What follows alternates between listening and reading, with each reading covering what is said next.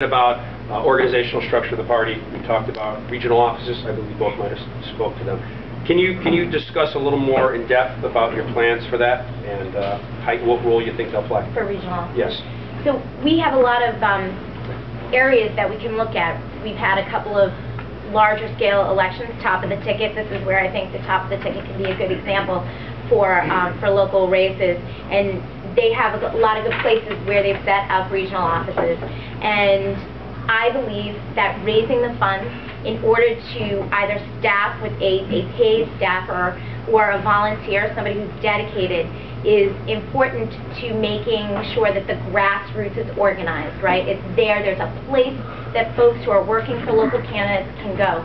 I know in 2010, when I worked on legislative races, we used the field offices to let local candidates go in for the night, make phone calls, organize their volunteers there, organize sign holdings, things like that, get out their literature because people were going to these field offices. So that's why it's important.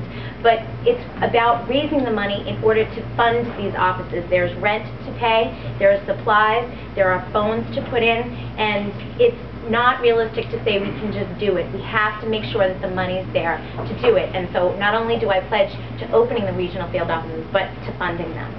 Thanks. Yeah, so we speak to regional offices. I've already analyzed all 160 state rep districts.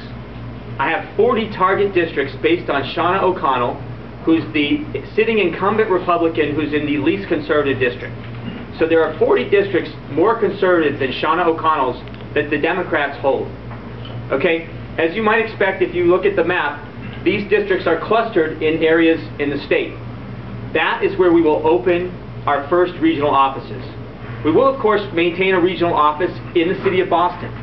The city of Boston is important. If we can get to just 30% in the city of Boston, they can't beat us. I mean, imagine that. All we have to do is get to 30%, and it's also a fundraising hub.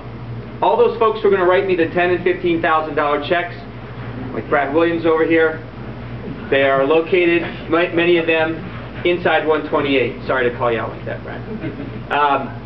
But that's where we will open these regional offices. But what is critical is that the stability. I will be here for 6 years. I will make sure those offices stay open, and it is the continuous, sorry, I'm seeing the red. So it's the continuity of that and keeping it going. Okay, Mac, thank you very much.